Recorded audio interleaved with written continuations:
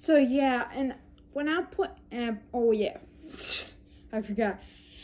Hey guys, Spencer here. Welcome to Pokemon Retrospective Part 2. And last time we left off, I was complaining about Twitter, complaining about Pokemon. That doesn't seem hypocritical at all. But anyway, I couldn't stop thinking about this while I was playing, and I'm not really, I can't really blame Twitter for it, but it's like, but I just couldn't stop really thinking about it. I'm like, this doesn't have all the Pokemon. And looking back on it, this game is good. Even though it disappointed some fans with the open world thing, it was their first time and they didn't have as long as time, didn't have much as time as Breath of the Wild. So I feel like we set our expectations too high. And it's pretty good for a first time, I would say. Everyone complains about the rain and stuff, and it's like, I don't know if I'm an idiot or I just have a wrong opinion, probably both. But they're complaining when it rains, but other than that, it looks pretty good. And like, oh yeah, rain makes everything beautiful. Like, look at that mud. It looks so beautiful. Looks so cute.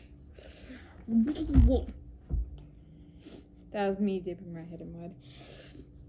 So yeah, sorry, just back then it was like every Pokemon YouTuber wouldn't stop talking about it and kept on reminding me about it, and I just hated it, and it was like the stupidest Pokemon controversy and also the longest lasting one.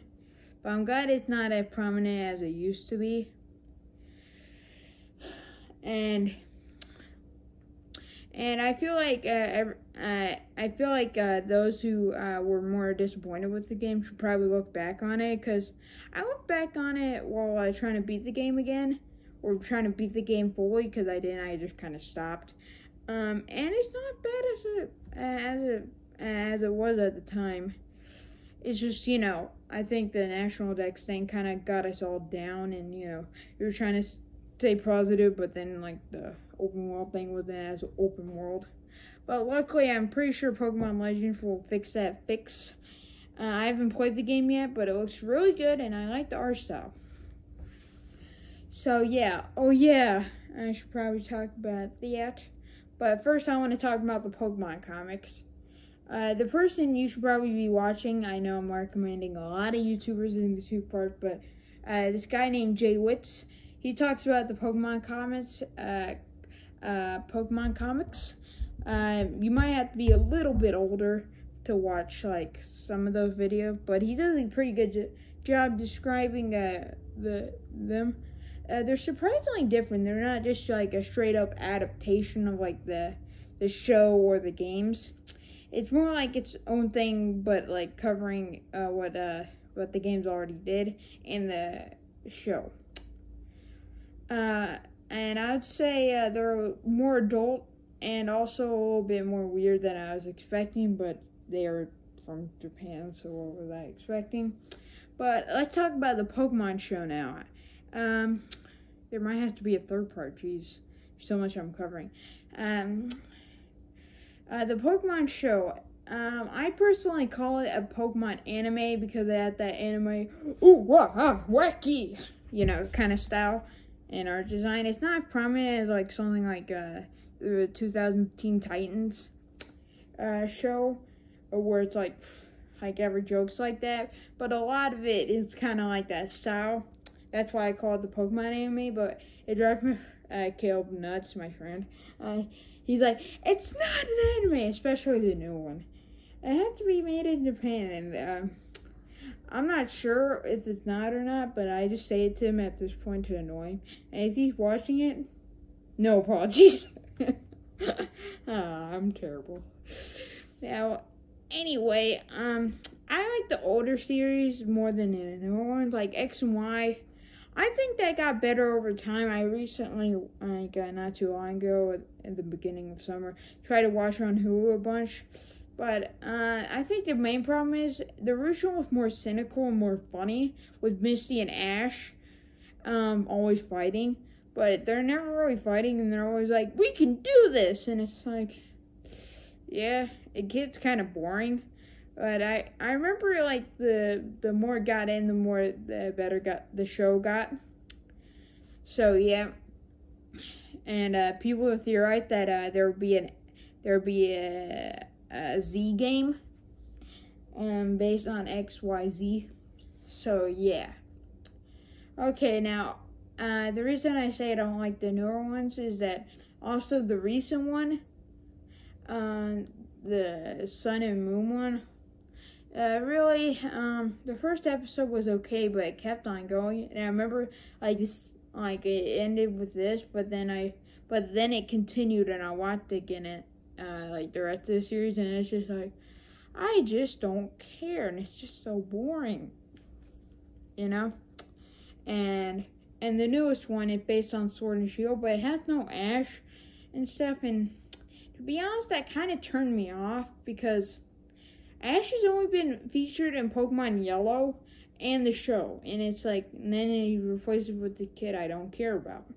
So that kind of turned me off, but I don't know if the show's good or not. If it is, sorry, it's just I've just been following Ash through these shows, and then they just replace him with some random kid.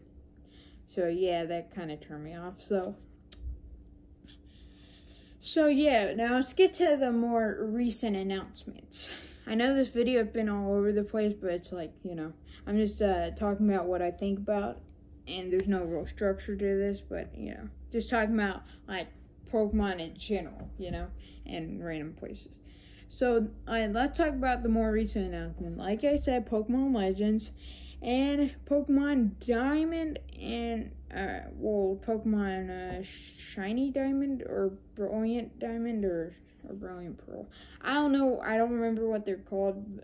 The subtitles don't really matter, but anyway, I remember watching this Nintendo Pokemon Direct, and I'm subscribed to Nintendo, so that's how I saw it. And I remember seeing Pokemon Diamond coming for the Switch, and I was like, I felt like that satisfying feeling again, and I was like, oh my god. I tried to talk to as many people as I could, and I was like, out of excitement while talking to my mom about it, and it was just so exciting because I have the original Diamond. I got it from GameStop. I don't have a box for it though, but I have the original game right here, and it's good. It's just that it never invests me enough to go through it. So yeah, that's why I'm excited for the Switch remix, because I feel like they'll do the newer style, which I know they're like Gen 1ers, and those are kind of annoying, or just the people who like the one that they originally played, or the first one that they got into. But to be honest, I think the newer games are way better, and they're just more fun and investing. You kind of have to with the Pokemon games, they're easy to play, but with the older games, it's kind of like the Animal Crossing attitude, kind of. I know that sounds weird, but it's based like the original Animal Crossing, but it's like, hey, you're doing this, and if you don't, then screw you. You're not going anywhere. Basically, kind of like that. I hope you understand what I mean. If you don't, I don't blame you. So it basically like that with the older games, where there's no real clues where to go, so you had to backtrack a lot, and even though the older games were more iconic, they're just not as fun to go through for me. And especially with the first game, just running into Pokemon, it's like, I got the game for the 3DS, and I was like, this is just so boring. God dang it. Gonna have to make a third part. Man, I'm talking about for Pokemon for so long. But anyway, I hope you enjoyed the second part just as much as the first part. And I hope you liked the first part. And there'll be a third part in just a couple minutes probably, if I can upload these videos. Hopefully, pray. Thanks for watching this video. See you for the third part, hopefully.